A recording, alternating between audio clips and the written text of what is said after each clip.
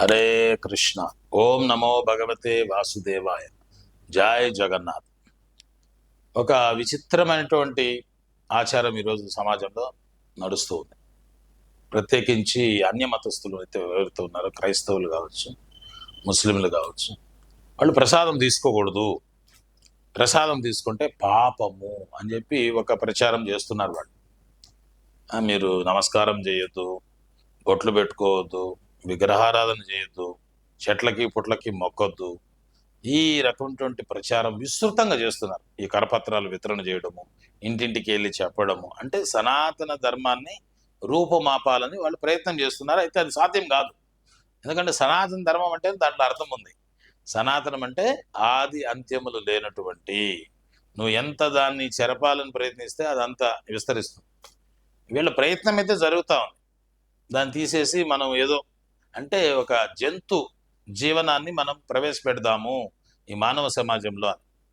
ధర్మం లేకపోతే నువ్వు జంతువే. ధర్మేణ హీన పశుభి సమాన అని చెప్పి శాస్త్రం చెప్తాం. ఆహార నిద్ర భయమైతునం చ సమన్యమేతాది పశుమీ నరాణం ధర్మోహితేషాం అధిక విశేషో ధర్మేణ హీన పశుభి సమానం. ధర్మం అంటే ఏంది? ఆత్మ యొక్క సహజ సిద్ధమైనటువంటి స్వభావం. దాని ప్రకారంగా నువ్వు నడుచుకుంటే నువ్వు మనిషివి, లేకపోతే నువ్వు పశువి. ఆహార నిద్ర భయమెత్తనాలు పశువుల్లో మనుషుల్లో సమానమే. అవి చేయడం పెద్ద గొప్ప కాదు, కానీ ధర్మాన్ని తెలుసుకో, ధర్మం ప్రకారంగా నడుచుకో. ఈ ధర్మం అంటే ఏంది? అది కూడా ఉంది, తపస్సు. ధర్మం అంటే 8 అంగాలు ప్రధానంగా శాస్త్రం చెప్తాం. ఒకటి వచ్చి తపస్సు, ఇంకోటి వచ్చి సత్యము, క్షమ, దయ, శౌచము, దానము, యోగము, బ్రహ్మచర్యము. ఇదంతా కూడా ధర్మం అంటారు. చాలామంది ధర్మం అంటే కూడా తెలియదు. ధర్మాన్ని కాపాడాలి, ధర్మం మనల్ని కాపాడుతుంది అనేది మంచిదే, కానీ ధర్మం అంటే ఏదో తెలుసుకోలేదు. 8 అంశాలు వెలసి ధర్మము అంటారు. ఎంతమందికి తెలుసు? ఎంతమంది క్రైస్తవులకు తెలుసు? ఎంతమంది ముస్లింలకు తెలుసు? ఎంతమంది హిందువులకు తెలుసు? అసలు ధర్మం అంటే ఏదో తెలియకుండా నువ్వు ధర్మాన్ని ఎట్లా కాపాడుతావు? అయితే వాళ్ళేం చేస్తున్నారు? ఈ క్రైస్తవుల ప్రచారము, మనము మందిరాల్లో విగ్రహాలకి నివేదన చేసినటువంటిది మనం తినకూడదు, అది తింటే పాపము అని.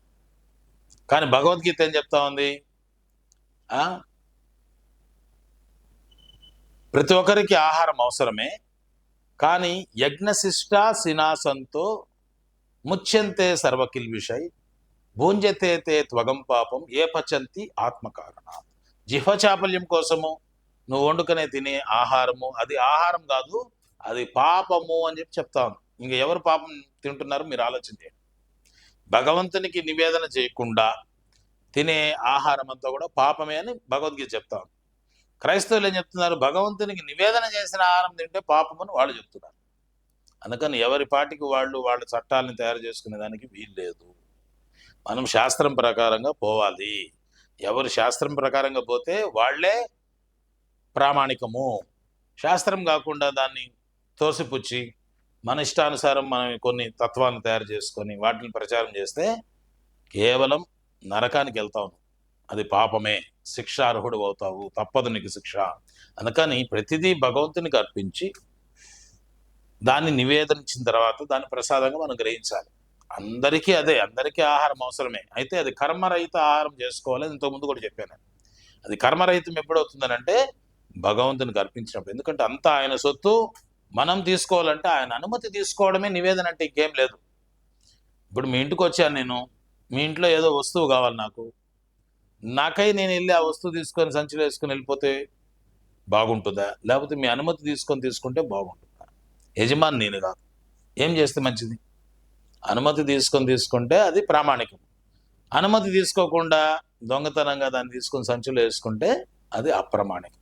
అట్లా అంతా కూడా భగవంతుని సొత్తు. మనం తినే ఆహారం కాడి నుంచి, మనం ఉండే ఆధారం కాడి నుంచి, మనం ఉండే గృహాలు, వసతులు, గాలి, వాయువు, అగ్ని సమస్తము భగవంతుందే. మనం ఏది వాడుకోవాలన్నా కానీ ఆయన అనుమతితోటి మనం వాడుకోవాలి.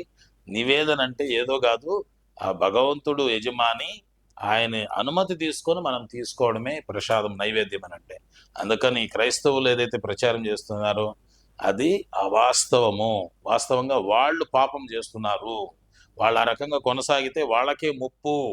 అందుకని శాస్త్రం ప్రకారంగా మనం నడుచుకుందాము. భగవంతునికి నివేదన చేసిందే మనం తిందాము. ఈ హోటల్లో తింటే అది పాపం కాదా? ఇప్పుడు క్రైస్తవులు ఎంతమంది హోటళ్ళలో పోయి తింటలేదు వాడు. అంటే దేవుడికి నివేదన చేసింది తింటేనే పాపం అంటున్నారు. ఈ హోటళ్లలో, ఈ రోడ్ల పక్కన బండ్లలో అవి తింటే అవి పాపం కాదు. భగవంతునికి నివేదన చేయకుండా తినే ఆహారం అంతా కూడా కేవలం పాపాన్ని భుజించడమే. ఆయనకి నివేదన చేసిందే పాపరహితము. ఈ విషయాన్ని అందరూ గుర్తుపెట్టుకోవాలి. చాలా జాగ్రత్తగా శాస్త్రం ప్రకారంగా నడుచుకోండి, ఆనందంగా ఉండండి. శాస్త్ర విరుద్ధంగా పోతే మీకే సమస్య. హరే కృష్ణ.